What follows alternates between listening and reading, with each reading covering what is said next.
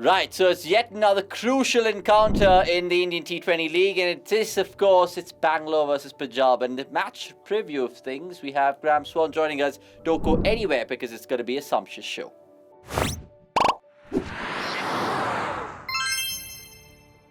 Yes, boys and girls, my name's Avnish Hegde, and right now my heart is pumping at the rate of knots, purely because RCB, of course, play soon, and you never know what RCB is going to turn up. I mean, we'll get Graeme Swann's thoughts right now about this, where Punjab themselves have their hopes hanging by a thread. First and foremost, let's get the predictions out of the way, Swanee. RCB or PBKS?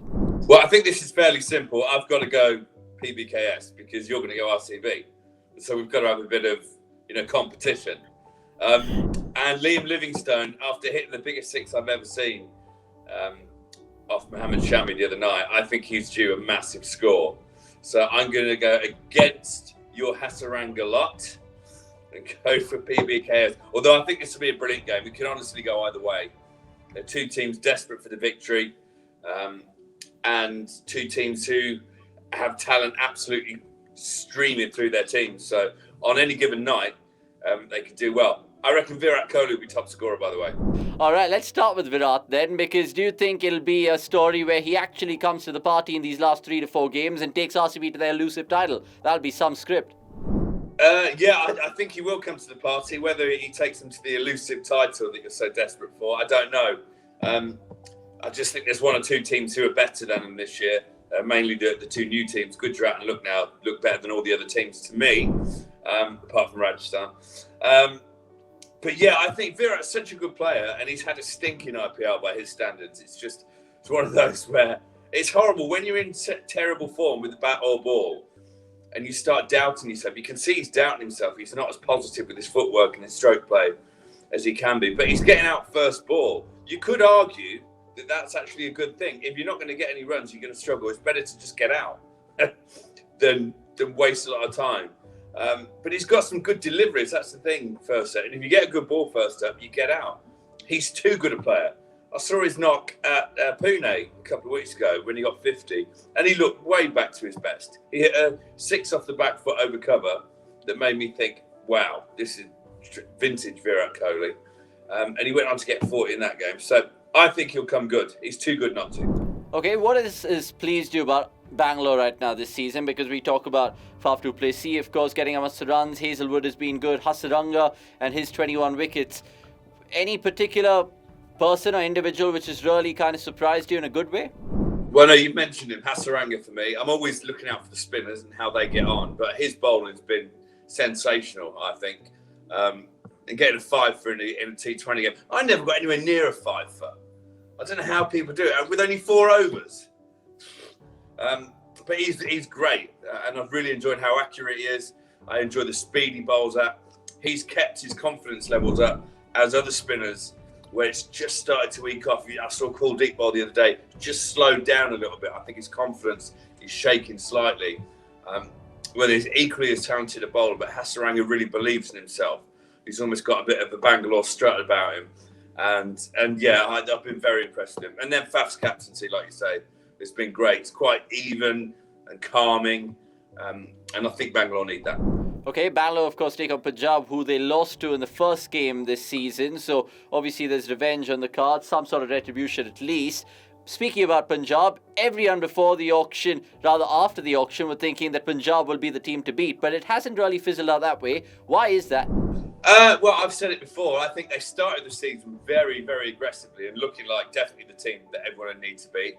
But then when they got bowled out cheaply in that one game, I don't think they bounced back properly. I think they went into their shells a bit, tried to play sensible cricket. They listened to 1 or 2 commentators out there who said, oh, you need a plan B, you need to be able to adjust.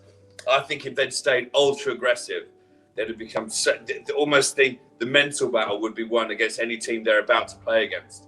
You always want to be the biggest dog going into the fight, I think. And I think they just went away from that. There are signs that it's coming back. Johnny Bairstow, the way he batted in the last game was brilliant. And I think that, if you get Johnny Bairstow scoring heavily with Mayank, with Shikhar, with Liam Livingstone, you're going to score runs that no one can get anywhere near. Now, normally in football, the managers come under the scanner, but in cricket, the coaches hardly do. But do you think Punjab, under Anil Kumble's coaching leadership has kind of not done and not reached the heights they were supposed to reach. I mean, he was, coach since 2020, and it's not a good record that he enjoys. Stop it. That's nonsense. It's the players who go on the field. Anil's a great bloke, a great coach as well. It's the players who haven't performed. It's up to the players once they walk on. They've obviously had their game plans. It's just you see it in the stroke play and the footwork. If it's not as positive, not as on the front foot, so to speak, that's up to the player. That's not the coach. The coach is doing a great job. Leave my Anil Kumble alone. Okay, we'll talk it out nicely then to Arshdeep Singh, who's been a real find for Punjab, not just this season, but in the seasons gone by as well. And let me just give you some facts and figures here, because he has the best economy rate in the death overs. And in fact, he's bowled the most Yorkers and wide Yorkers, something that all bowlers want to do in the death overs. How much has this kid impressed you, Swanee? He's been awesome. And what I like about him is he's not express pace like we've seen with people like Umran Malik, but he's quick enough when he actually doesn't bowl a slow ball. When he puts that Yorker in, it's quick enough that the batsmen struggle to get it away. And he's been brilliant. I mean, anyone who can go with the economy rate under 8 at the death anyway is amazing. Let's face it, that last over, especially the 18th and 20th overs, are just horrific ones to bowl. Yeah, you might pick up the odd wicket, but you go for 4s and 6s. He barely goes for boundaries, let alone 6s. So I'm very impressed with Arshdeep. I think he's wonderful. India, you'd be daft not to pick him. Okay, wise words there from Graeme Swann. We've got the predictions of him. I think he's going for PBKS. He's predicted Virat to score the most amount of runs in this game. So let's get the predictions in terms of most wickets then for all those fantasy freaks out there. Who do you think will be amongst the wickets? Will it be someone like Arshdeep or Hasaranga like you mentioned before? Yeah, I think I'm going to go for a man in red. I'm going to go for Chahar because he's not taken that many wickets this year.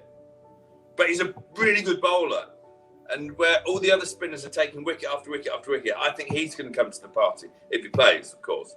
I don't think because I've gone for the red team to win. And when I say the red, I know that Bangalore play in red as well. Because I've gone for Punjab to win, I've got to go with one of their bowlers. Because let's face it, your bowlers win your games of cricket. Your batsmen are just the show ponies.